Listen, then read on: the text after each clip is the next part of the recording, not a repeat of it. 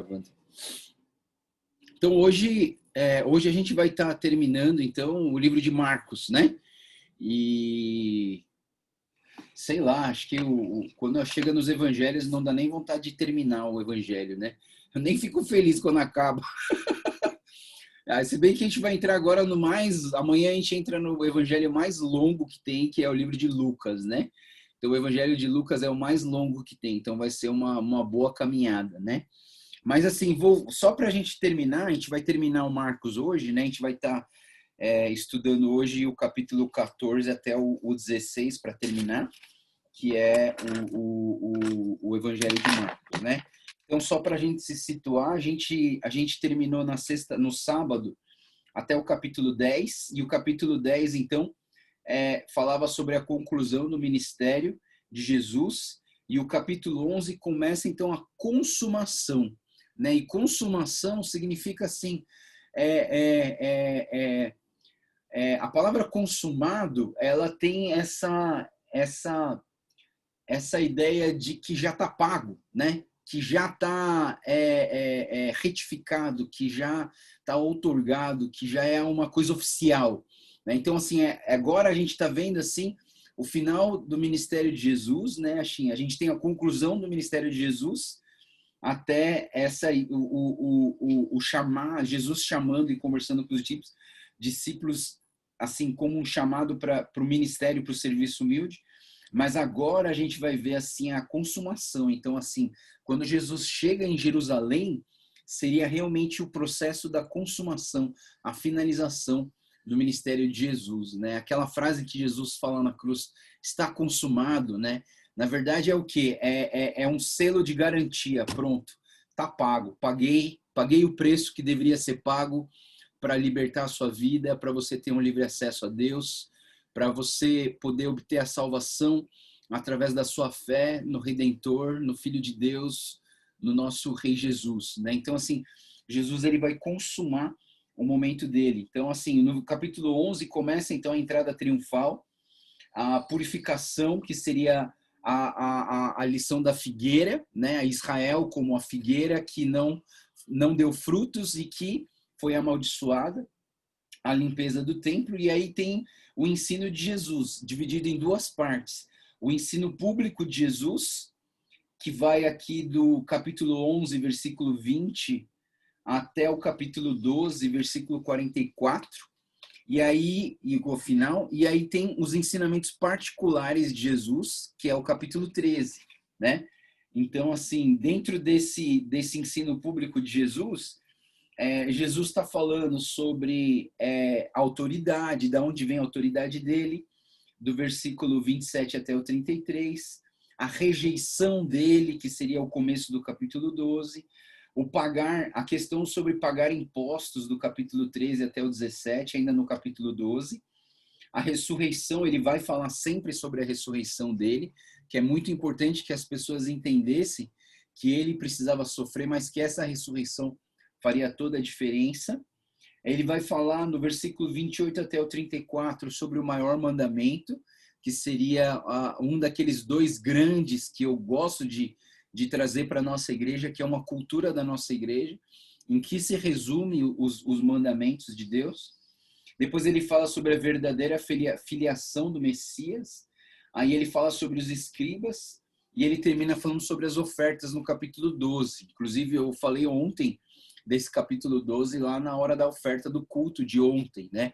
Que aquela viúva pobre colocou aquelas 2 moedinhas, que era tudo que ela tinha, né? Inclusive, os comentários dizem que quando ela coloca aquelas 2 moedas no gasofilácio, ela fica sem ter como almoçar e jantar. E aí ela fica na total dependência de Deus, né? E às vezes, assim, o que os comentários trazem é muito bonito, porque ele fala assim que a oferta sacrificial dessa mulher não foi simplesmente daquilo que sobrava, mas daquilo que era essencial para ela e que fez com que ela dependesse mais de Deus, né? Eu penso assim que às vezes o jejum traz isso para nós, né? Nós jejuamos para depender mais de Deus. Nós enfraquecemos aquilo que nos fortalece fisicamente, mas para quê? Para nos fortalecer espiritualmente, naquilo que nos faz depender mais de Deus. E aí vem o capítulo 13, que seria um ensinamento particular para os discípulos, e uma palavra-chave que fica no capítulo 13 é a palavra vigiai, né? O final do capítulo 13, então ele traz essa palavra mais uma vez, né? Que nós precisamos vigiar. Por quê? Porque você não sabe o dia e a hora em que Jesus vai voltar. A gente não sabe o dia e nem a hora que nós vamos morrer, né? A gente não sabe que hora que isso vai acontecer, né? Ninguém marca horário assim, a não ser que sejam, sei lá, gente que está condenada à sentença de morte, não sei, né? Mas assim, geralmente, normalmente ninguém sabe a hora que vai morrer, né? E eu fico pensando, né? Puxa, eu fico pensando assim, Jesus tem nos preparado para isso, e você e eu temos que estar preparados para isso. A gente não sabe que hora que é, mas a gente tem que estar sempre preparado, né? Uma coisa que eu achei muito interessante, assim, que eu estava vendo no comentário, é que estar vigilante, né? Quando a Bíblia fala vigiem, ele fala sobre duas coisas muito importantes na nossa vida. Primeiro, você precisa estar sempre atento, você precisa estar desperto. Isso não significa que você não pode dormir e descansar. Você pode dormir e descansar, mas você tem que estar desperto espiritualmente, ou seja, sempre conectado em Deus. É por isso que eu falo que com Jesus a gente não tira férias, né? Você não tira férias de Deus, você não tira férias da sua busca pelo Senhor. Você tira férias do seu trabalho, você tira férias, sei lá, de alguma coisa que você está fazendo rotineiramente, mas você não tira férias de Deus. Por quê? Porque em Deus nós precisamos estar sempre atentos, né? Atentos para quê? Atentos para estar sempre conectados em Deus. E se caso ele chegar a qualquer momento, eu vou estar pronto, né? Por isso que eu entendo assim que 1 João, a carta de 1 João, ela sempre fala assim, o perfeito amor lança fora todo medo. Então, se você tem vivido no amor de Deus, não importa que hora que a morte vai chegar, que hora que Jesus vai chegar, nós vamos estar sempre prontos, né? E eu penso, né, como um pastor da igreja, eu quero estar sempre pronto e eu quero que a minha igreja, que as pessoas da igreja estejam também sempre prontas, né? Sempre prontas. E eu não quero falar isso no leito da morte. Eu quero falar isso enquanto todo mundo está super vivo aqui, tem muita perspectiva de vida, e eu quero deixar todos vocês aqui cientes disso. Vigiem e orem. Por quê? Porque ninguém sabe a hora que vai chegar. Então esteja sempre pronto, né? E não viva com a sua vida baseada no medo, mas viva a sua vida baseada no amor, porque o perfeito amor lança fora todo medo, né? Então, assim, é importante a gente ter essa ideia de que Jesus está falando, vigiai e orai, né? Em algumas versões, a Bíblia fala assim, ela junta vigiai e orai, e algumas elas falam vigiai, entre parênteses, orai. Mas, assim, a outra parte da vigília, que estar vigilantes, é estar em oração, estar conectado com Deus. É o que Jesus fala no João capítulo 16 sobre a videira, né? E ele fala, 15, sobre a videira. Ele fala assim, o ramo que estando conectado em mim dá frutos. Então, assim, não é por causa do ramo que dá fruto, é porque você está conectado na videira verdadeira que você dá fruto. O fruto não vem do poder do galho, o fruto vem do poder do ramo principal, do tronco principal. Então, assim, a nossa conexão com Deus, permanecer em mim e eu permanecer em vós, isso é o quê? É a vida de oração, né? Nós precisamos ter uma vida de oração constante no Senhor, né? Então, é muito importante a gente ter essa perspectiva. E aí, a gente entra no nosso capítulo 14. E o capítulo 14, ele começa com, na verdade, o versículo 1 e 2 fala sobre os preparativos para a traição, que seria a questão da Páscoa, né? Então, o versículo 1 e 2, ele fala assim, faltavam apenas 2 dias para a Páscoa, para a festa dos pães sem fermentos. Os chefes dos sacerdotes e os mestres da lei estavam procurando um meio de flagrar Jesus em algum erro e matá-lo. Mas diziam, não durante a festa, para que não haja tumulto entre o povo. Estando Jesus em Betânia, reclinando à mesa na casa de um homem... Opa, calma. Do versículo 1 e versículo 2, ele começa a falar sobre a traição. Aí ele continua falando da traição no versículo 10 ao 12, olha só. Então, do versículo 2, a gente vai para o versículo 10. Ó. Então, terminando o versículo 2, a gente vai para o versículo 10, que diz assim: Então Judas Iscariotes, um dos 12, dirigiu-se aos chefes dos sacerdotes, a fim de lhes entregar Jesus. A proposta muitos alegrou e prometeram dinheiro. Assim, ele procurava uma oportunidade para entregá-lo. Então, assim, o versículo 1 e 2, ele está conectado com o versículo 10 e 11, tá? Só para vocês terem uma noção aqui, por quê? Porque o versículo, do versículo 2, do versículo 3, aliás, 1 e 2, 10 a 11 é sobre a traição. Do versículo 3 até o versículo 9 vai trazer a história da Maria, que ele é ungido em Betânia, né? E esse texto aqui, os comentaristas dizem que aconteceu na semana passada. Ou seja, nós estamos falando aqui desse texto aqui, né? Faltavam 2 dias para a Páscoa, para as festas dos pães sem fermentos. Mas esse trecho do versículo 3 até o versículo 9 aconteceu uma semana atrás. É só um relato daquilo que aconteceu uma semana atrás. Por quê? Aqui na nossa história, aqui na cronologia da história, o versículo 1 e 2 está falando sobre esse exato momento onde Jesus está falando da sua traição, mas esse relato da unção em Betânia aconteceu há uma semana atrás, né? Então, esse relato diz o quê? Que essa mulher, Jesus reclinando à mesa em Betânia, na casa de um homem conhecido como Simão o leproso, aproximou-se de certa mulher com um frasco de alabastro contendo um perfume muito caro, feito de nardo puro, e ela quebrou o frasco e derramou perfume sobre a cabeça de Jesus. Alguns dos presentes começaram a dizer uns aos outros, por que esse desperdício? Essa história a gente já viu em Mateus, mas a única diferença que não tem em Mateus, mas que tem em Marcos, foi o fato de que essa mulher quebrou o vaso de alabastro, né? E só para vocês terem uma ideia, né? O vaso que continha esse perfume era tão caro ou tão precioso quanto o perfume que estava lá dentro. Então, assim, esse vaso de alabastro era algo muito importante, muito caro, né? Muito, muito caro mesmo.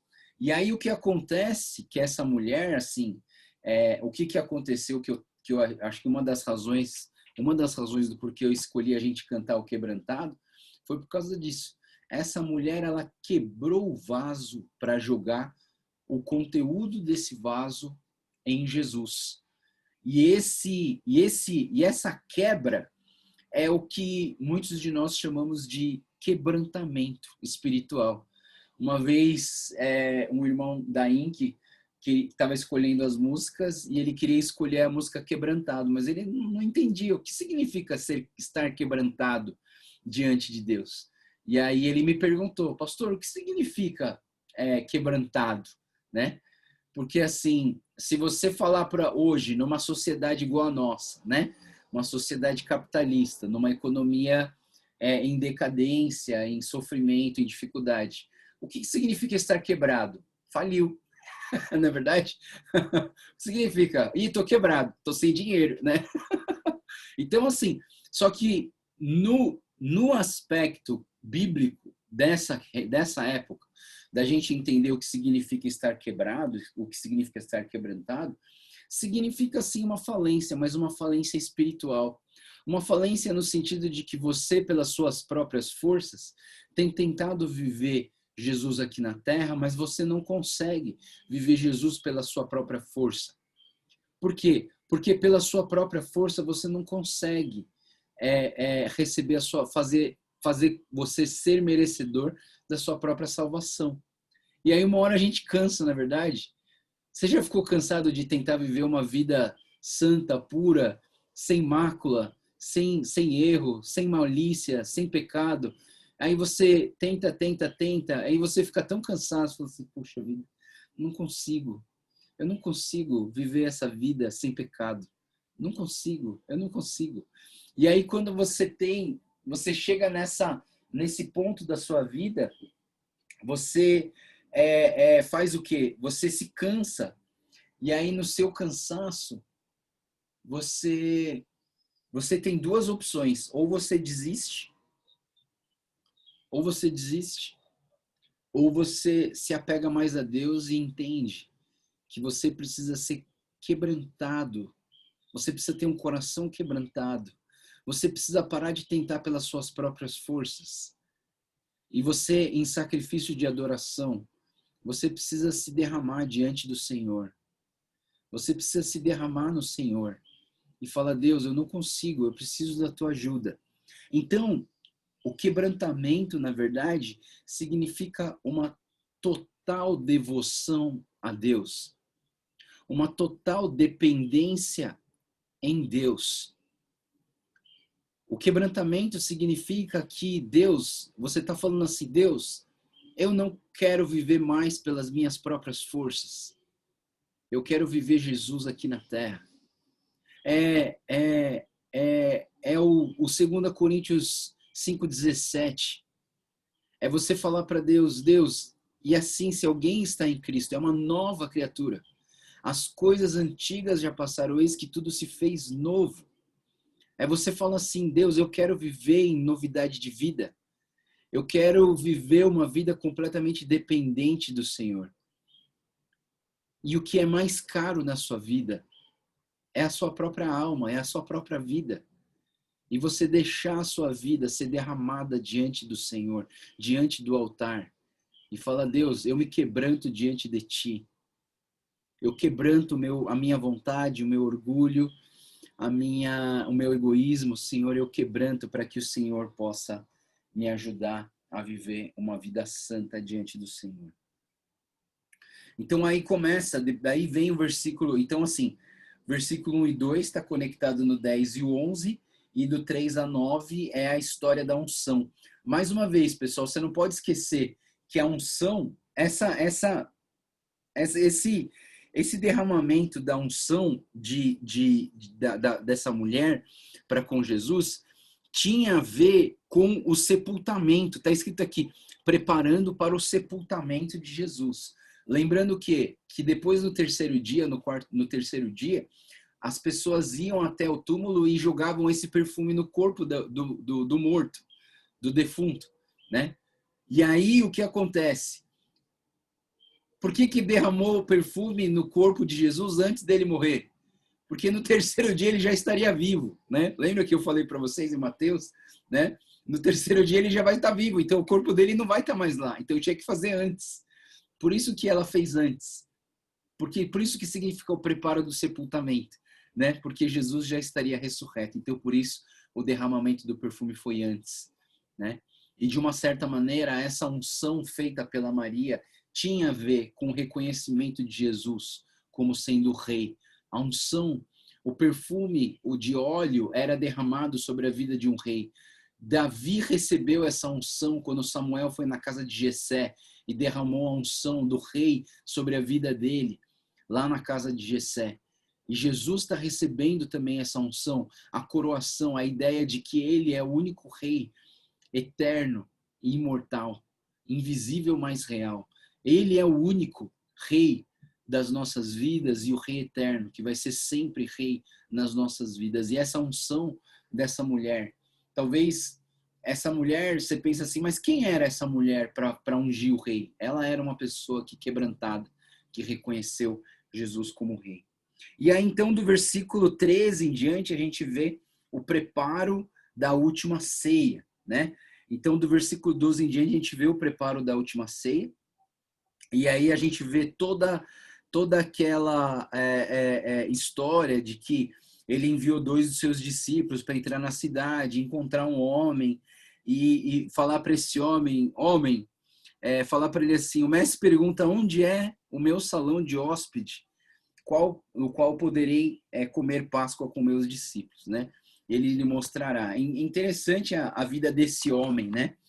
Esse cara que tinha a casa onde os discípulos iam fazer a Santa Ceia, né? É muito interessante isso, né? Ninguém sabe o nome dele, a gente não sabe, não está falando o nome de quem ele era, mas era uma pessoa que tinha comunhão com Deus e que sabia que um dia Deus ia usar a casa dele para fazer algo muito importante. Por isso que eu fico pensando, né, pessoal? Puxa, a nossa casa é um lugar que tem que estar disponível para Deus usar, né? E eu fico pensando, né? E como que a gente faz isso? E eu vejo a beleza da INC, né? As nossas células, as INCs, elas acontecem na casa das pessoas, né? E às vezes a gente fica pensando assim, poxa, mas a minha casa, talvez ela não seja tão grande, talvez ela não seja tão bonita, talvez ela não seja tão isso ou tão aquilo, mas quando você deixa a sua casa como um lugar disponível para que a obra de Deus se realize, eu vou dizer uma coisa para vocês. A pessoa mais abençoada é aquela que cede a sua casa.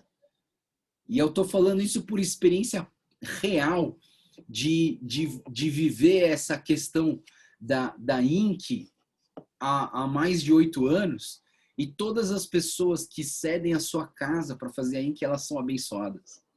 É incrível, é um negócio fantástico, né? Então agradeço aí todas as pessoas que têm disponibilizado as suas casas para fazer as reuniões, e isso é uma bênção muito grande, Deus se alegra, e eu acho que a gente precisa ter esse coração desse homem que cedeu a sua casa para fazer a Santa Ceia do Senhor lá dentro, e Deus abençoou muito a vida desse homem, né? E aí depois do 32 até o 42, a gente vê mais uma vez a oração do Getsemane, né? Jesus, ele vai para esse lugar chamado Getsemane. Vamos ler um pedaço do versículo 32, que diz assim: Então foram para um lugar chamado Getsemane, e Jesus disse aos seus discípulos: Sentem-se aqui enquanto eu vou orar. Levou consigo Pedro, Tiago e João e começou a ficar aflito e angustiado. E lhes disse: A minha alma está profundamente triste, numa tristeza mortal. Fiquem aqui e vigiem. É muito interessante, né? Jesus está repetindo mais uma vez esse verbo. Fiquem aqui e vigiem. O que Jesus estava pedindo para os seus discípulos? Ele estava falando, fiquem atentos espiritualmente. Ele estava falando, orem, né? Peça uma assistência divina em seus esforços. Eu acho muito interessante. A definição do MacArthur de oração é pedir a assistência divina em nossos esforços. Eu acho isso muito bonito, pessoal. Por quê? Porque, de uma certa maneira, você vai se esforçar. Você vai fazer a sua parte. Mas o que é a oração?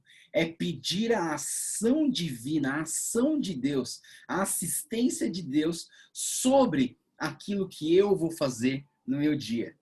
Então, o que você vai fazer hoje? Ah, pastor, mas não vou fazer nada de muito importante.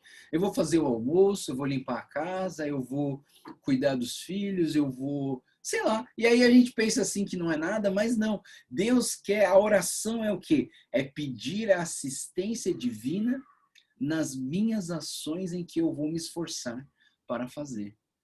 Seja ela até descansar, ou seja, sei lá, alguma coisa que você vai fazer, você precisa pedir uma assistência divina, uma assistência de Deus, para que você possa realizar algo.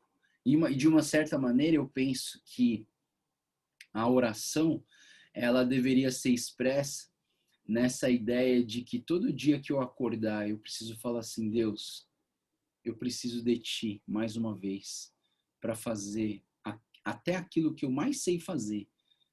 Gohan, a coisa mais fácil de fazer Gohan, né, mano? Lavar o Gohan, botar numa panela, enfiar na tomada, e ainda tem gente que erra e esquece de apertar o botão, né?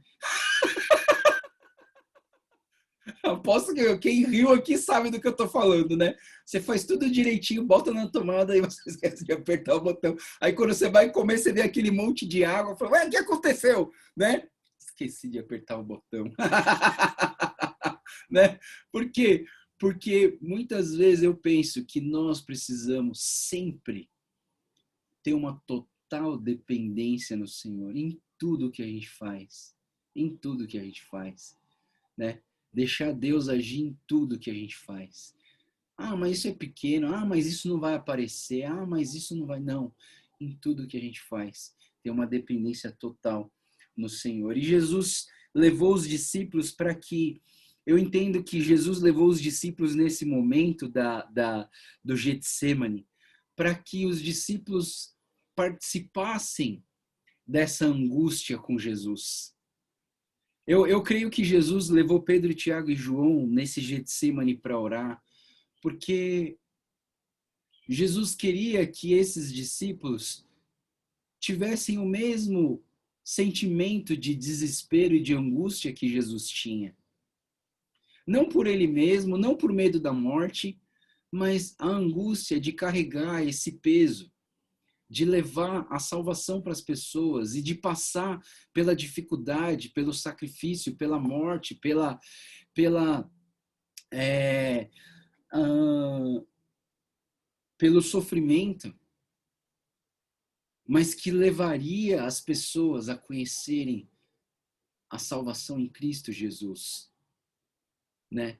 E eu vejo que nós somos pessoas assim, que muitas vezes deixamos Deus lá no domingo de manhã e vivemos durante a semana de uma forma afastada de Deus. E eu creio que essas pessoas são as pessoas que estão dormindo durante a semana e que dão uma acordadazinha no domingo de manhã para ver o que Deus quer de mim, e aí depois, na segunda-feira, já dorme de novo. Por isso que Efésios fala, desperta, ó tu que dormes, e Cristo te resplandecerá. Porque nós precisamos estar despertos todos os dias. Sabe, eu fico pensando assim, puxa, eu já fiz essa oração. Eu faço assim, oração, eu falo assim, Deus, eu queria que o meu coração batesse no mesmo ritmo que o seu. Porque o nosso coração, ele que determina um pouquinho das nossas emoções, na verdade. Quando a gente está agitado, o nosso coração está rápido. Quando a gente está calmo, o nosso coração está devagar. Quando eu estou bravo, meu coração começa a acelerar. Aí quando eu fico mais tranquilo, meu coração bate mais devagar. E às vezes eu fico nesse, assim, principalmente quando eu jogo tênis, né? Que eu fico medindo meu coração, porque dependendo se ele ficar muito tempo numa aceleração muito rápida, pode fazer mal para o meu coração. Então eu tenho que ter tempos de acalmar o coração. Por isso que o tênis, quando você joga tênis, a cada 2 games você tem uma parada para sentar na cadeira e depois voltar. Porque a intensidade do jogo é muito grande. Então, se você não der essas paradas, você morre. Né? Porque é muito intenso, né? Então, toda virada, aí eles viram, né, de quadra. Tá jogando um aqui, outro aqui. Depois de 2 games, tem uma paradinha de 2 minutos. Esses 2 minutos servem para você realinhar a sua cabeça, para você realinhar os seus objetivos. Porque ninguém consegue ficar na intensidade de trabalho toda hora. Você precisa de ter pausas na sua vida. Não pausas com Deus, mas pausas no seu dia a dia para alinhar o seu coração com o objetivo e o propósito da sua vida, com o objetivo e o propósito do jogo. Você entende? E às vezes a nossa vida é um jogo e a gente precisa se adequar a esse sistema. Às vezes, intensidade total, muita coisa para fazer, mas quando você acalma, você precisa aproveitar bem esse tempo. Para quê? Para realinhar a sua cabeça, realinhar o seu coração.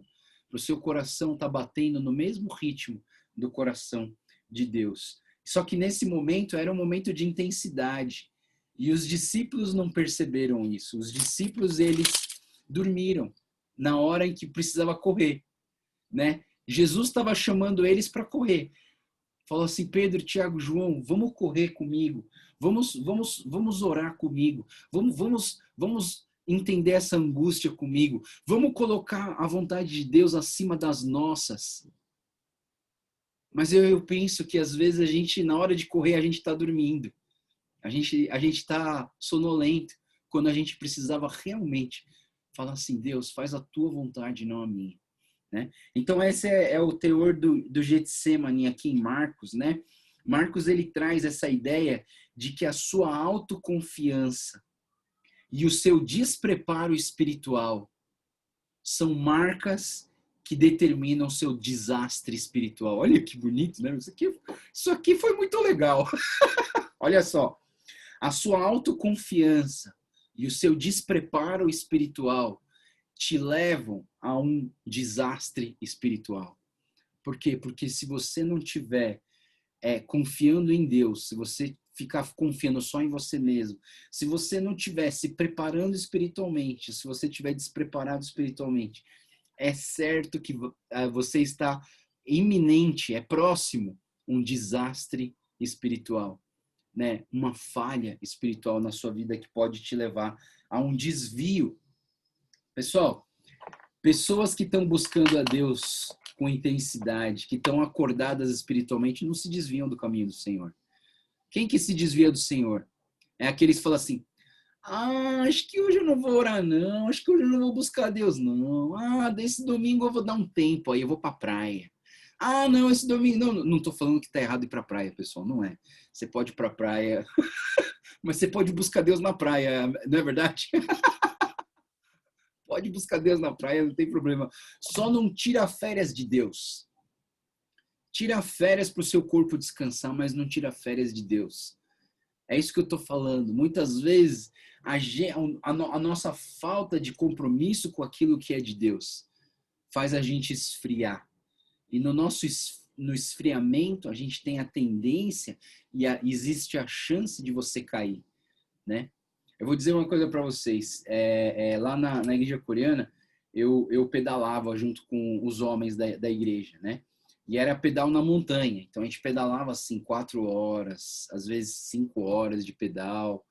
Era 60, 50 quilômetros, assim, né? No sábado.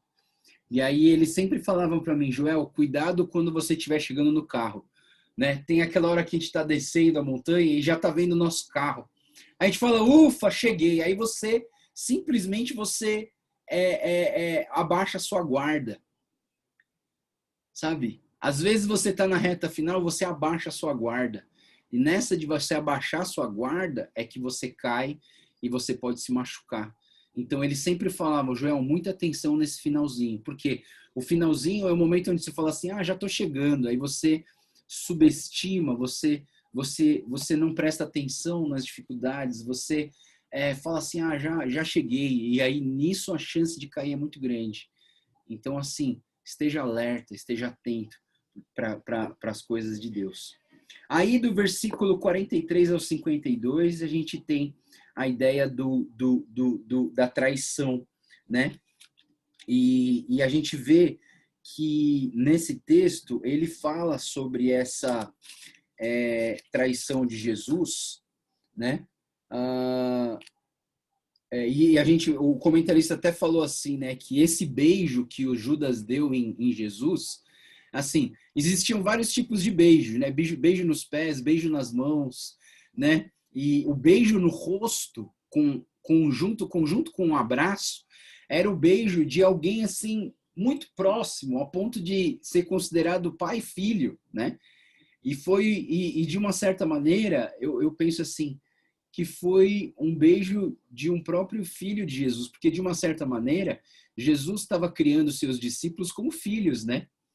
E vem um dos filhos que dá um beijo em Jesus, mas esse beijo foi o beijo mais amargo, né? Foi o beijo da traição, né?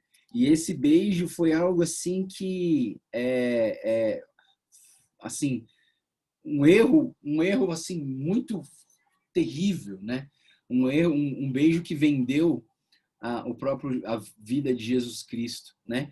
E aí eu achei engraçado que tem uma palavra aqui, deixa eu ver se eu acho, mas ele fala assim, eu não estou achando onde está. Eu esqueci de anotar o versículo. Que ele fala assim para Judas que era melhor você não ter nascido, né? E eu fico pensando, né? Acho que eu li na outra versão, mas quando Jesus fala de Judas e ele fala assim, puxa, era melhor você não ter nascido, me faz lembrar de Jó, quando Jó e alguns outros profetas falavam assim, maldito dia que eu nasci, né? E eu vejo que essa ideia de que Jesus fala, assim, era melhor você não ter nascido, era para que Judas, de uma certa maneira, tivesse a oportunidade de reconhecer o arrependimento, de se arrepender dos seus maus caminhos e voltar para os caminhos do Senhor, né? E não de basear sua vida no remorso. Eu já falei isso para vocês, né? Pedro e Judas, ambos erraram, ambos traíram a Jesus, mas um teve arrependimento e o outro teve remorso, né? Por isso que eu não quero que cada um de nós vivamos uma vida cristã baseada no remorso. O remorso é você ficar se remoendo dos erros do seu passado. O arrependimento é você olhar para Deus e pedir perdão dos erros do passado e começar uma nova vida. Então existe uma diferença gritante do remorso com o arrependimento. Ambos têm a ver com o erro do passado, as falhas do passado, mas a diferença é, de agora em diante, o que eu vou fazer, né? De agora em diante, eu vou ficar preso nos meus erros do passado, ou de agora em diante, eu vou me arrepender dos meus pecados e vou viver em novidade de vida, né? E é isso que Jesus quer de nós. Jesus quer essa nova criatura. Jesus quer 2 Coríntios 5,17 para nós hoje, né? Vivo em Cristo Jesus, e assim, se alguém está em Cristo, é nova criatura. As coisas antigas já passaram, eis que tudo se fez novo. Deus quer que você viva em novidade de vida, né? E isso é muito importante para nós. Se alguém, ou se alguma coisa, ou se alguma voz vier para você, relembrando e te acusando dos seus pecados passados, rejeita em nome de Jesus. A não ser que você não tenha se arrependido desse pecado, né? Porque aí você precisa se arrepender desse pecado de novo. Mas se você tem certeza que você já se arrependeu desses pecados, você já pediu perdão desse pecado, e essa acusação vier sobre a sua vida, rejeita em nome de Jesus. Por quê? Porque você já foi perdoado. Porque 1 João 1,9 deixa isso muito certo para nós. Se confessarmos os nossos pecados, ele é fiel e justo para nos perdoar de todo pecado, de toda iniquidade. E nós estamos perdoados quando nós confessamos. Tenha a plena certeza disso no seu coração. E aí começa então a prisão de Jesus, né? Do versículo 53 até o 72, a gente vê que Jesus ele foi preso.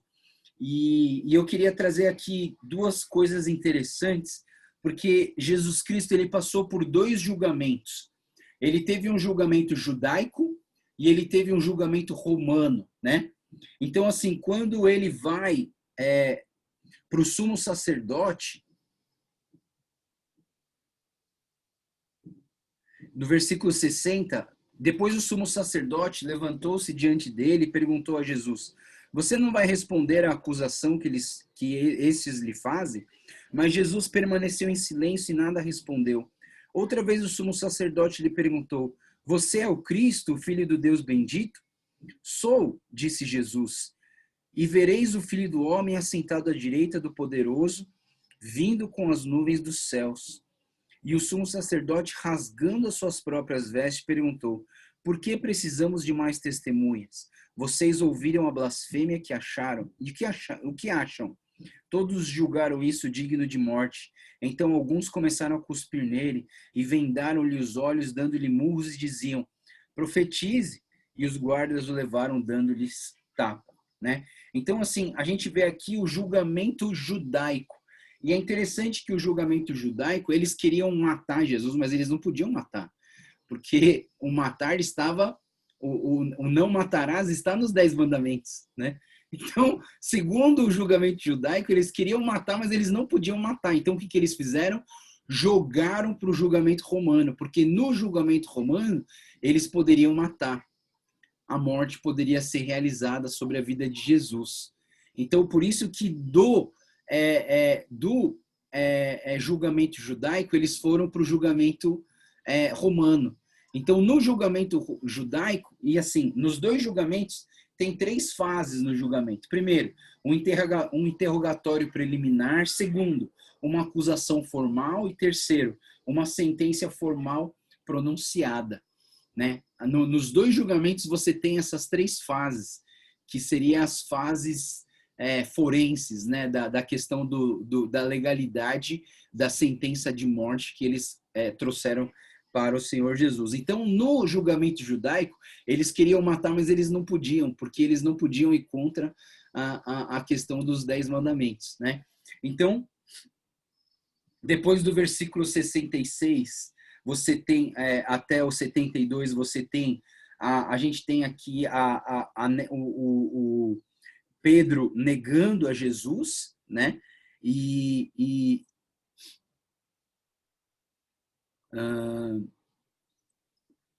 Vamos ler esse trecho aqui, 66. Estando Pedro embaixo do pátio, uma das criadas do sumo sacerdote passou por ali e, vendo Pedro aquecer-se, olhou bem para ele e disse: Você também estava com Jesus, o Nazareno.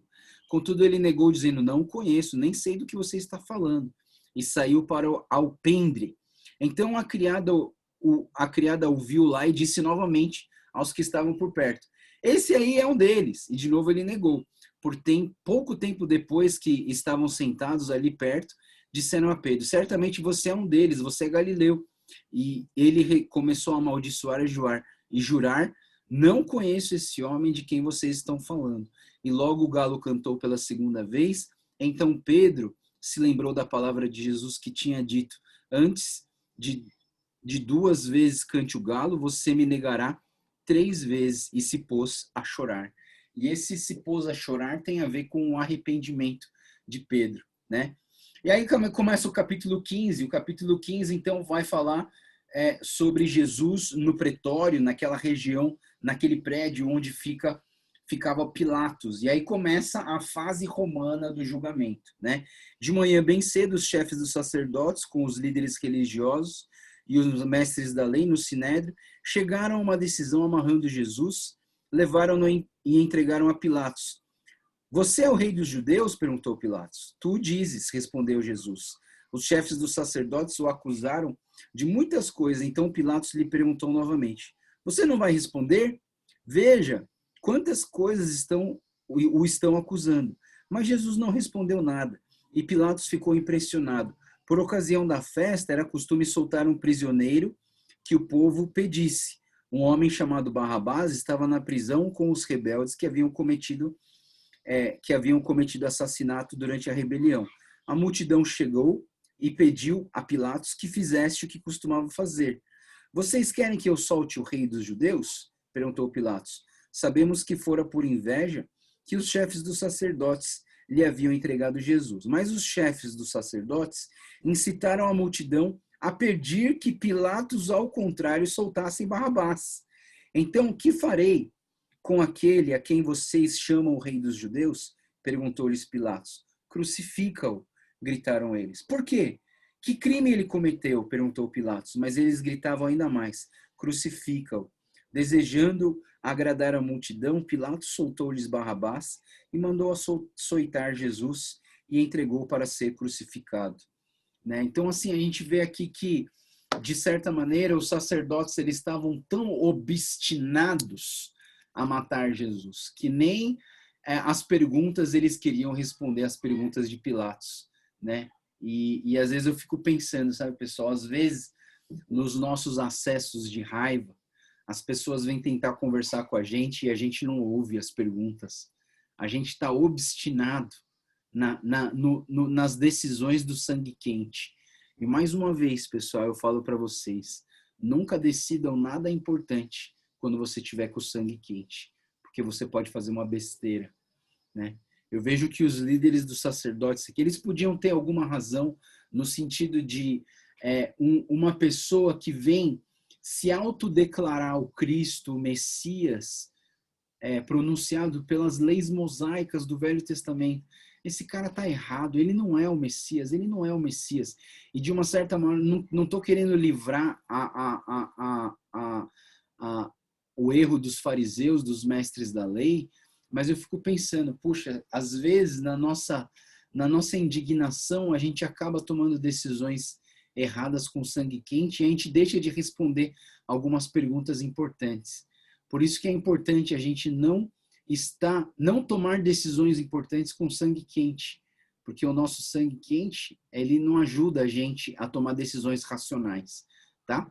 Então, sempre que você estiver numa situação na sua casa, na sua vida, onde você está com o sangue quente, não decida nada. Dá um tempinho para você, dá uma acalmada, ora, pede.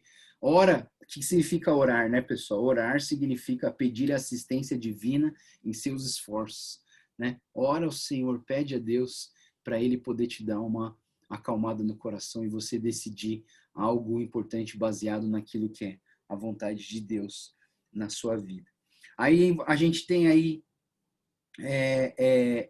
o Gólgota, né? Do 16 até o 41, a gente vai até o Gólgota, né? E eu vou falar uma coisa meio esquisita para vocês, mas ninguém gosta do desenho da caveira, na verdade. Você vê uma caveira, você logo fica assim, nossa, morte, né?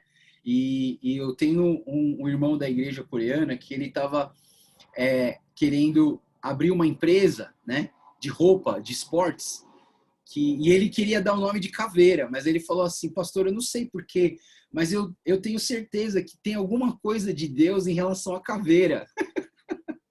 Aí eu falei para ele, meu irmão, e tem mesmo, tem muito a ver, a caveira tem muito a ver com a nossa fé em Jesus Cristo. Por quê? Porque a palavra Gólgota significa o quê, pessoal? A caveira, Calvário vem da palavra caveira, né? Calvo, né? Não tem cabelo, mas o Gólgota, ele é, na verdade, um lugar que quer dizer caveira, né? E olha só, pessoal, da caveira é que veio a nossa salvação em Cristo Jesus. A caveira, a gente tem essa noção, não sei se é por causa dos filmes de pirata, por causa dos filmes de terror, por causa do Halloween, sei lá que o porquê que a caveira se tornou uma imagem pejorativa de morte, de destruição, de coisa ruim, mas a verdade é que nosso Jesus Cristo, ele foi morto na caveira, e foi da caveira que veio a nossa salvação em Cristo Jesus, né?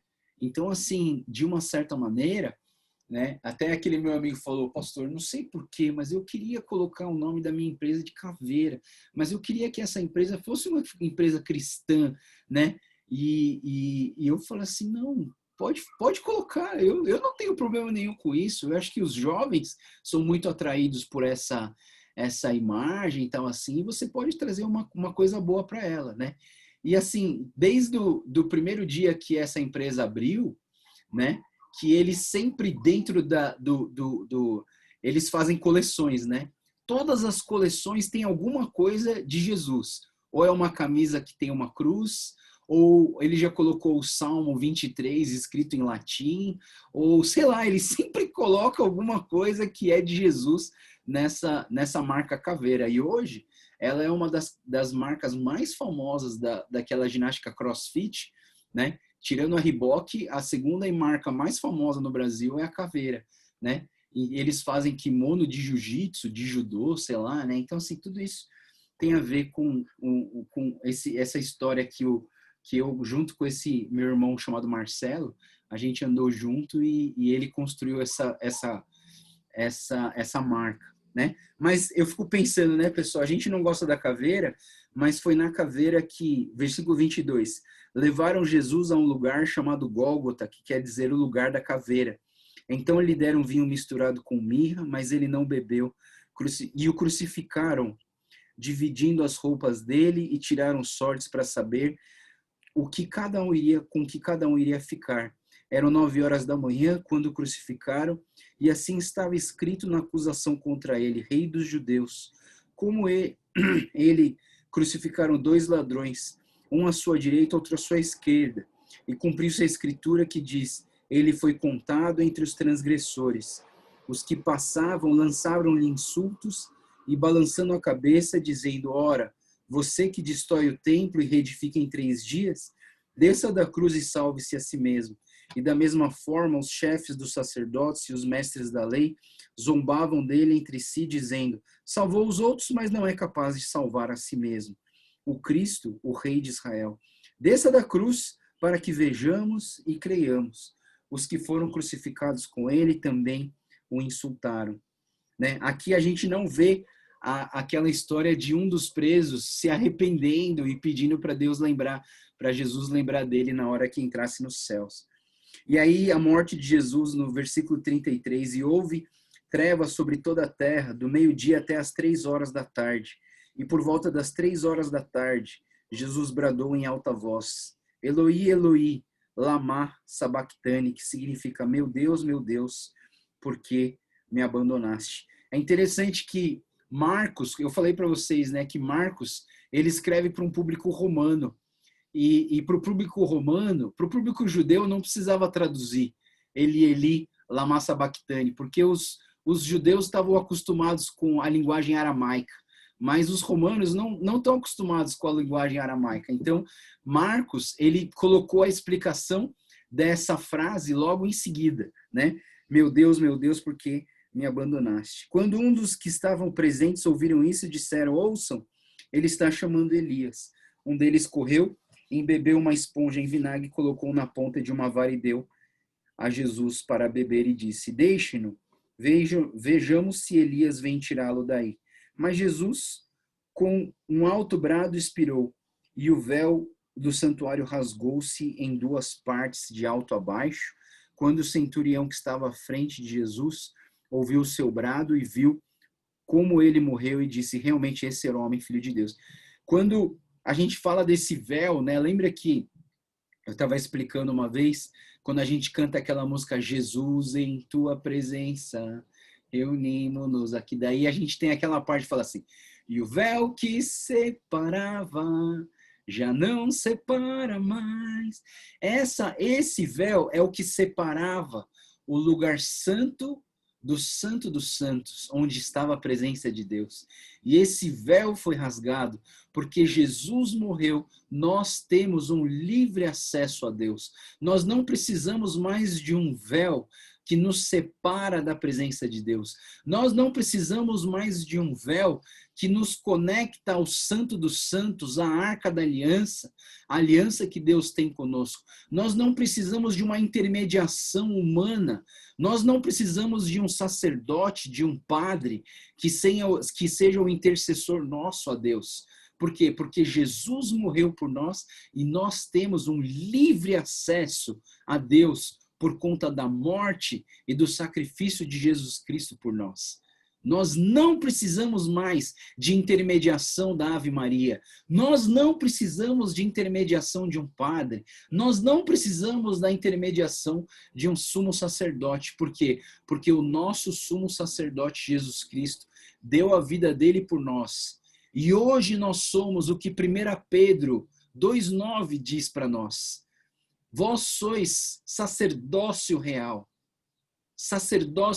nação santa, povo de propriedade exclusiva de Deus, a fim de proclamar as virtudes daquele que vos tirou das trevas para a sua maravilhosa luz. Então nós não precisamos mais de intermediação. Por quê? Porque nós oramos em nome de Jesus. Por isso que é importante você orar em nome de Jesus. Porque quando você ora em nome de Jesus, você lembra que o véu foi rasgado pela morte e o sacrifício de Jesus Cristo. E às 3 horas da tarde, quando Jesus Cristo morreu naquela cruz, o véu foi rasgado de alto a baixo, e aquele véu não existe mais. Não existe mais aquilo que separa você da presença real, da manifestação real da presença de Deus na sua vida. Então, assim, versículo 40, algumas mulheres estavam observando de longe, entre elas estava Maria Madalena, Salomé e Maria, mãe de Tiago, o mais jovem, e de José. Na Galiléia elas tinham seguido e servido a Jesus. Muitas outras mulheres que tinham subido com ele para Jerusalém também estavam ali. é muito interessante quando Marcos ele expõe aqui que as mulheres estavam seguindo, dentro de uma cultura paternalista e machista, a gente vê assim a presença predominante de mulheres, né? E assim, muitos relatos da Bíblia, eu penso assim, as mulheres, por elas terem uma sensibilidade maior, elas têm um contato mais profundo com Deus, no sentido de que a mulher, por ela ser mais sensível, ela tem essa facilidade de experimentar a graça e o amor de Deus. E é por isso que a maioria dos nomes que são citados aqui, e falando que muitas outras mulheres, as mulheres estavam ali no momento da dor e do sacrifício do nosso Senhor Jesus Cristo. Aí o versículo 42 fala sobre o sepultamento, era o dia da preparação, isto é, a véspera do sábado, e José de Arimateia, membro de destaque no Sinédrio, que também esperava o reino, dirigiu-se corajosamente a Pilatos e pediu o corpo de Jesus. E Pilatos ficou surpreso ao ouvir que ele já tinha morrido. E chamando o centurião, perguntou-lhe se Jesus já tinha morrido. Sendo informado pelo centurião, entregou o corpo a José. Então José comprou um lençol de linho e baixou o corpo de Jesus e envolveu no lençol e colocou num sepulcro cavado na rocha. E depois fez rolar uma pedra sobre a entrada do sepulcro, e Maria Madalena, mãe de José, viram onde ele fora colocado. Esse véu, lençol de linho que foi enrolado em Jesus, eu não sei se vocês já ouviram falar no sudário, né? Tem um pedaço de pano assim extremamente famoso que era o pano que estava envolvendo o corpo de Jesus quando Jesus foi ressuscitado. E dizem, né, aos cientistas de que existe uma certa radiação nesse pano, porque o pano ele demarca exatamente o rosto de Jesus, né? O santo sudário é uma coisa interessante, né? Claro que não é para você ficar muito paranoico nessa questão, mas é um assunto bastante interessante. Vários artigos e documentários eu já vi na televisão, na internet, sobre esse pano de linho que envolvia o corpo de Jesus logo antes dele ser ressuscitado, nessa ressurreição de Jesus. E aí começa então o capítulo 16, né? E o capítulo 16 vai trazer para a gente a história da ressurreição, pessoal. E eu queria que você pudesse prestar bastante atenção nessa questão da ressurreição, porque morrer todo mundo morre, né? E todos os outros que se chamavam de deuses aqui no mundo, que criaram religiões, todos eles morreram assim como Jesus morreu.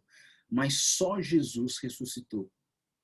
Só Jesus ressuscitou. Então, uma das coisas que nos difere de qualquer outra religião, de qualquer outro líder religioso, é que o nosso Deus, o nosso líder aqui na Terra, ele não foi vencido pela morte, mas ele venceu a morte através da ressurreição.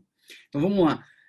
Capítulo 16. Quando terminou o sábado, Maria Madalena, Salomé e Maria, mãe de Tiago, compraram especiarias aromáticas para ungir o corpo de Jesus. Veja bem, elas compraram as especiarias para o sepultamento do corpo de Jesus.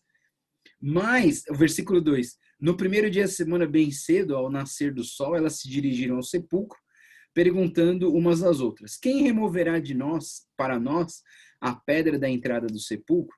Mas quando foram verificar, viram que a pedra, que era muito grande, havia sido removida.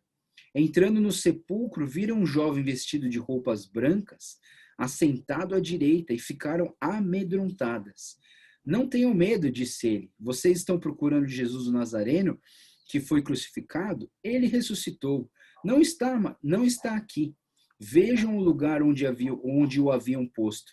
Vão e digam aos discípulos dele e a Pedro, ele está indo diante de vocês para a Galiléia. Lá vocês o verão, como ele lhe disse. Tremendo e assustadas, as mulheres saíram e fugiram do sepulcro e não disseram nada a ninguém, porque estavam amedrontadas.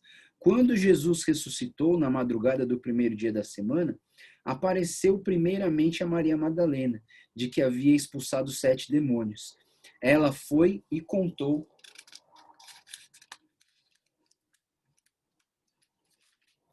aos que tinham estado, e eles estavam lamentando e chorando. Quando ouviram que Jesus estava vivo e fora visto por ela, não creram. Depois Jesus apareceu noutra forma a 2 deles, estando eles a caminho do campo. Eles voltaram e relataram isso aos outros, mas também nestes não creram. Mais tarde, Jesus apareceu aos 11 enquanto eles comiam. Censurou-lhes a incredulidade e a dureza de coração, porque não acreditaram nos que o tinham visto depois de ressurreto. Então lhes disse: vão pelo mundo todo e preguem o evangelho a todas as pessoas. Quem crer e foi batizado será salvo, mas quem não crer será condenado. Estes sinais acompanharão os que creem. Em meu nome expulsarão demônios, falarão novas línguas, pegarão em serpentes, e se beberem algum veneno mortal, não lhe fará mal nenhum. Imporão as mãos sobre os doentes e eles ficarão curados. E depois de lhes ter falado, o Senhor Jesus foi elevado aos céus e assentou-se à direita de Deus. Então, os discípulos saíram e pregaram por toda parte, e o Senhor cooperava com eles, confirmando-lhes a palavra com os sinais que a acompanhavam. É muito importante, pessoal, você olhar esse texto aqui, né, principalmente nas nossas vidas cristãs. Eu não sei se você é uma pessoa que não acredita em milagres, né, não acredita nos dons de cura que Deus dá para as pessoas. Existe na teologia um grupo de teólogos que são chamados de cessacionistas. E os cessacionistas são teólogos que defendem que os dons não existem mais, eles só existiram nessa época até onde foi escrito o Novo Testamento. E depois disso, os dons não existem mais, né?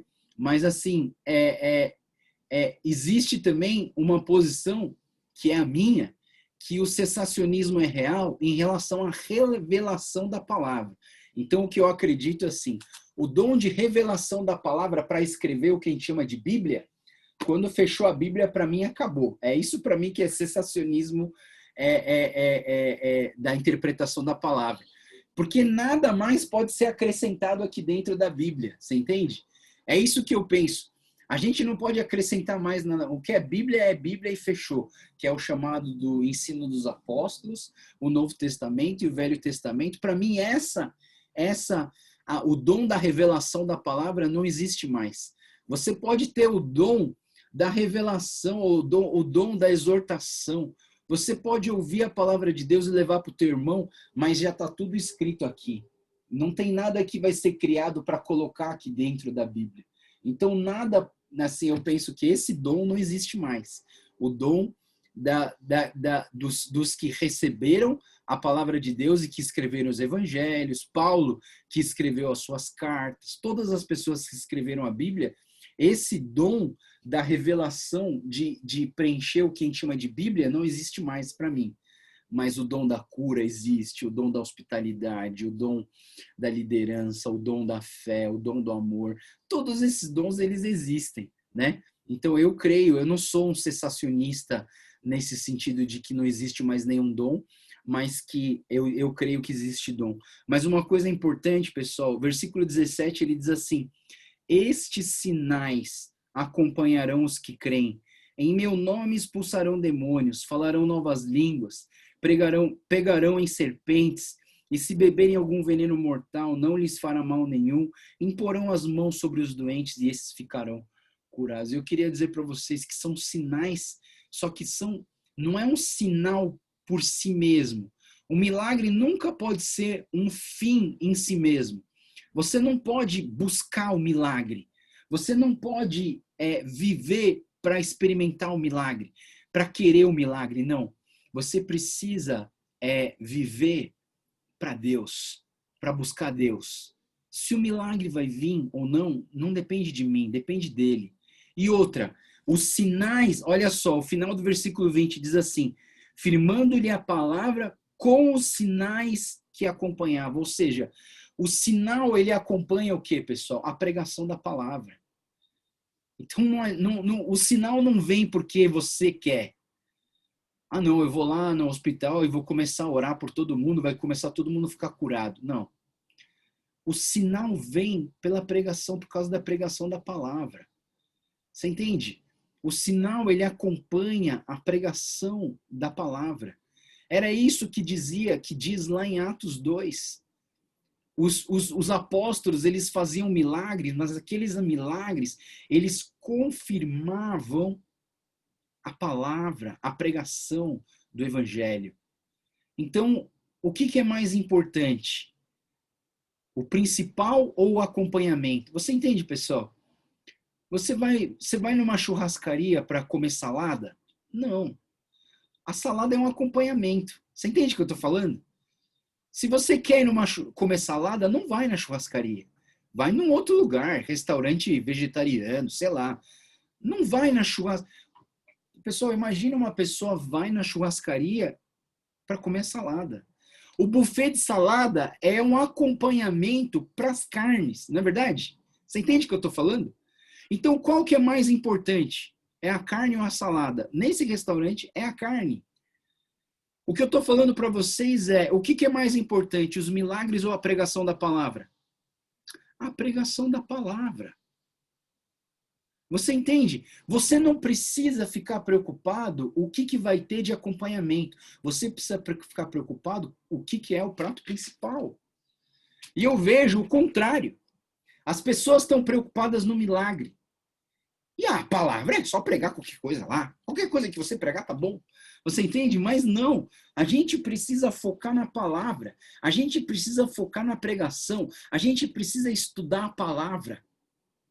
E aí, se o sinal precisar aparecer, se o milagre precisar aparecer, o milagre vem por conta da pregação da palavra.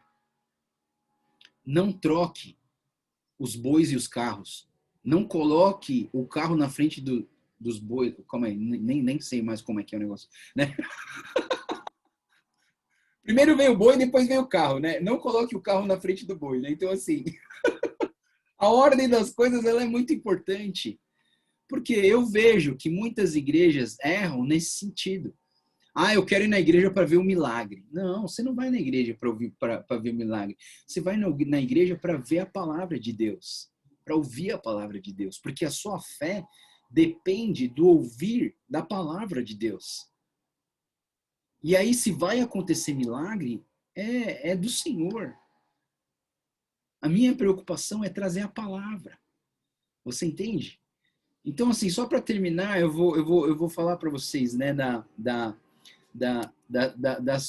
do milagre mais maluco que eu já vi na minha vida, que eu presenciei, que foi ressuscitar uma menina morta, né?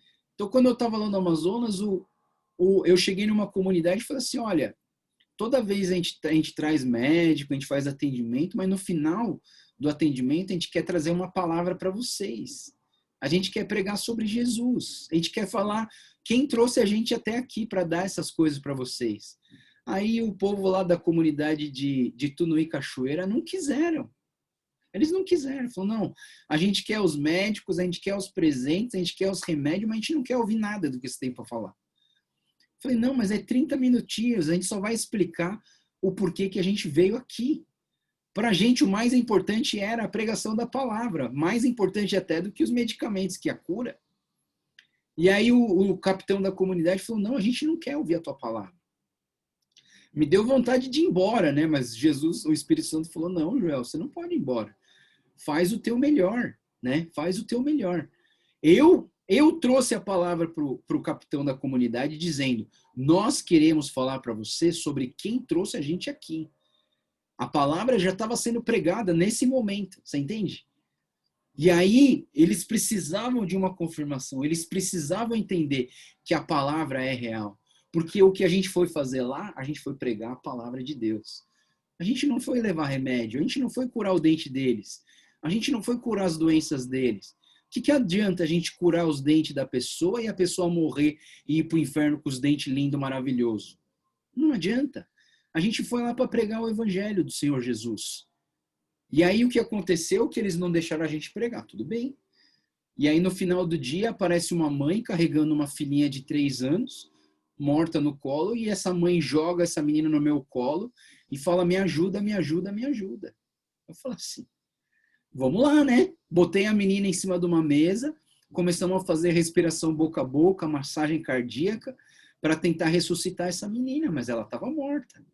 Eu sabia que ela estava morta, porque ela estava já com as articulações enrijecidas, ela já estava super gelada, ela estava com o lábio roxo, ela não tinha batimento cardíaco, ela não tinha movimento respiratório, ela não tinha nenhum sinal de vida. Ela já estava morta, né? Mas aí a missionária coreana fala para mim, Joel, ora bem alto em português, porque esse povo precisa ver que o que a gente está pregando é Jesus Cristo. Aí eu primeiro fiquei com medo, eu falei assim, vou pagar mó mico aqui, eu vou orar e nada vai acontecer. Ainda eu orei para Deus assim, falei, Deus me dá fé para eu crer nisso, fiquei com vergonha de mim mesmo, porque como que um missionário, há 20 anos convertido, que foi lá por causa de Jesus, não acreditava que Deus podia ressuscitar uma pessoa? Eu falo assim, meu Deus, eu tenho vergonha de mim mesmo. Então eu pedi fé para Deus, Deus me deu fé. E eu lembro que começou a queimar dentro de mim um fogo da presença de Deus muito grande. E eu segurei no pezinho daquela menina e comecei a orar bem alto. Jesus, pela autoridade do teu nome, ressuscita essa menina. Em nome de Jesus, ressuscita essa menina. E depois de um tempinho, a menina começou a tossir. O corpo dela começou a aquecer. E aí eu comecei a chorar por causa de mim mesmo, né? Oh, Deus, obrigado, né? Porque eu não paguei o mico, né? Eu comecei a chorar, eu vi, foi a única vez que eu vi na minha vida uma pessoa morta ressuscitar. Eu vi com os meus próprios olhos essa menina ressuscitar na minha frente. Ela começou a chorar, a mãe dela correu, abraçou a menina, a gente achou, o corpo da menina começou a esquentar, a gente achou a veia da menina, colocamos soro com glicose na veia dela, ela ficou chamando a mãe dela, voltou a ver, eu não acredito, eu pensava assim, meu, não pode ser um negócio desse. Mas aí eu penso, depois disso, sabe o que aconteceu com essa comunidade, pessoal? Hoje tem uma igreja evangélica nessa comunidade. Porque eles ouviram a palavra, porque os sinais e maravilhas acompanham o quê? A pregação da palavra de Deus. Então, o milagre, ele não é um fim, mas o milagre é um meio por onde nós podemos confirmar e trazer a palavra de Deus para as pessoas. Então, nós não buscamos milagre, eu não busco milagre, eu não vivo por causa de milagre, eu não preciso de milagre para ter minha fé, eu preciso de Jesus. E eu creio que Marcos, quando ele finaliza dizendo, os sinais acompanham a pregação da palavra. Então, todos os 16 capítulos de Marcos, se você olhar para Marcos, Marcos é um livro extremamente prático. Marcos não fica mostrando Jesus ensinando muito as pessoas, discutindo com religiosos, não. Marcos é um livro prático para falar assim, olha, viva na prática a vida com Jesus. Viva na prática a vida com Deus. Creia em Deus, pregue a palavra e os sinais acompanharão a pregação da palavra de Deus, né? Que você tenha essa plena certeza no seu coração de que nós temos um Deus que tem como objetivo resgatar todas as pessoas. Mas, assim, tenha algo no seu coração que vai te aliviar, que nem todas as pessoas vão entregar suas vidas para Jesus. Mas qual que é o nosso papel? O nosso papel não é converter ninguém, não é verdade? Se você acha que você precisa converter alguém, tira isso da sua cabeça. Porque você não converte ninguém. O máximo que você converte é um aparelho de 220 para 110. É o máximo que você pode converter alguma coisa. Quem converte é o Espírito Santo de Deus. O seu papel é pregar a palavra de Deus. e se na sua pregação é preciso que algum sinal aconteça, que você ore por alguém doente, você ore pelas pessoas, Deus vai mostrar da tua graça, tá? E não é porque, então eu só vou orar para quem não é crente. Não, você vai orar por todo mundo. Eu só vou pedir o milagre de Deus para quem não é crente. Não, você vai pedir o milagre de Deus para todas as pessoas. Você não sabe como que está a fé dessa pessoa.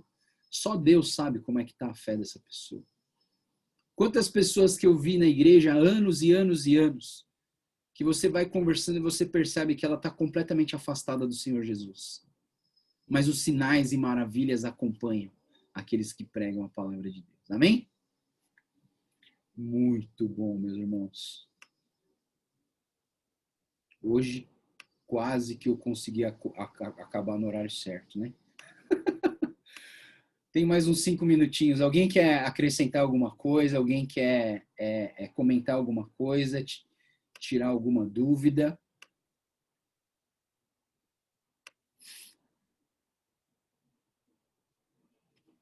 Fala, Edi. Seu microfone está desligado, mano. Aí, Desculpa. Deixa eu aproveitar e tirar uma dúvida que eu sempre tive na parte lá da mulher jogando perfume na cabeça de Jesus, né? Isso aparece em algumas passagens da Bíblia e tem algumas passagens que fala que joga na cabeça, mas tem uma passagem em Lucas que é só dos pés, né? E, na verdade, eu vou fazer o estudo com as crianças de João sobre essa passagem também, né? Algumas, lá, acho que em Marcos, não, acho que em Mateus fala que é a Maria, irmã do Jairo, né? Mas em outras passagens irmão do Lázaro. não fala direito o nome e tem uma passagem irmã do Lázaro, né? Então, e aí fica assim, teve sim a irmã de Lázaro, a Maria, que ungiu a cabeça, né, os cabelos de Jesus, e isso aparece em 3 passagens, mas a passagem da mulher pecadora que também jogou perfume nos pés de Jesus, não era Maria, né, mas aí fico confuso com relação à confirmação disso, né? Então, Edilson... parece que é a mesma mulher, mas... Então, mas você vai dar um estudo em cima de qual passagem? É a de João, e lá fala que é uma João. mulher. Tá. Aliás, lá fala que fala claramente que é a Maria, em Não, mas João, né? que lavou os pés com as suas lágrimas e enxugou com os cabelos, né? Ou que jogou na Agora, cabeça. eu acho que era na cabeça mesmo. Capítulo 12 do João. Porque tem... Porque nos comentários, alguns dizem que na verdade, existiram duas situações diferentes por 2 Marias diferentes, né? Mas aí eu vou te confirmar depois. Mas pelo que eu entendo, Marcos, Mateus e Lucas, que é o que que a gente chama de evangelhos sinóticos, eles trazem a mesma situação. Acho que às vezes João ele tem uma perspectiva um pouco diferente, porque o João não tem a mesma perspectiva de eles não usaram a mesma fonte, Marcos, para escrever Mateus e Lucas, tá? Então João, por isso que eu perguntei, qual texto que você escolheu para dar o estudo, né? Porque dependendo de qual dos evangelhos, se foi João, João realmente tem uma peculiaridade. Ele traz uma perspectiva diferente no texto. Mas eu não, o que eu li nos comentários é que aquela situação onde a mulher ela enxuga os pés de Jesus é uma situação diferente, mas eu vou confirmar com você. Agora eu não tenho como eu confirmar isso para você. Tá bom? Não, beleza.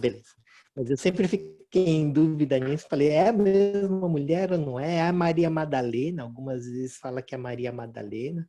Aí falei, Maria Madalena era a irmã do Lázaro? Ela era uma pecadora? Né? Então, essa que acabou gerando um pouco de confusão. Eu também não quero causar essa confusão na cabeça das crianças, né?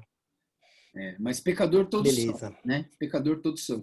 Sim. Só que a gente tem várias, a gente tem que lembrar que existem várias Marias, né? Várias Marias. Então, assim, a gente tem que ver qual Maria que é mesmo, mas tem umas que especifica mesmo, Maria é irmã de Marta e Lázaro, né? E tem outras que especificam, mas eu vou dar uma olhada direitinho, aí depois eu te falo, eu mando para vocês na devocional, tá bom?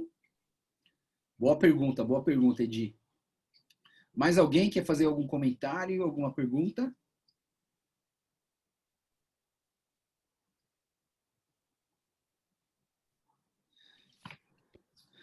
Muito bem. Vamos orar então, vamos estar terminando esse momento. Senhor Deus, obrigado, Pai, pela tua presença nas nossas vidas. Obrigado pelo Evangelho de Marcos. Obrigado, Deus, porque a gente vai começar amanhã o Evangelho de Lucas. E, Deus, que o Senhor possa estar falando muito conosco através dessas devocionais, desses estudos bíblicos. E obrigado, Deus, por essa caminhada, essa jornada que a gente está tendo na palavra de Deus e que tem nos abençoado tanto. Senhor. Obrigado, Deus, pela palavra do Senhor em Marcos, que diz que os sinais acompanham a pregação da tua palavra e nós, não que nós busquemos os milagres, Senhor, nós queremos pedir um milagre na vida do nosso irmão Luiz Carlos, Pai, pedindo que o Senhor conceda um coração novo nessa situação tão difícil que ele apresenta no quadro clínico da vida dele, Pai. Nós oramos pela vida dele, que o Senhor já está usando a vida dele para abençoar tantas pessoas, mesmo ele lá no hospital, Senhor, o Senhor já tem usado tanto a vida dele. Pai, eu peço que o Senhor continue guiando a vida dele, da sua família, que eles possam estar andando sempre nos teus caminhos, vivendo conforme a tua vontade, Pai. Nós te agradecemos porque até aqui o Senhor esteve conosco e pedimos que o Senhor continue a nos iluminar com a tua palavra, para que possamos viver conforme a tua vontade e o teu querer, Pai. Te agradecemos e entregamos essa semana nas tuas mãos, para louvor e glória do Senhor. Oramos tudo isso em nome do Senhor Jesus. Amém. Amém. Pessoal, eu estou parando um pouquinho.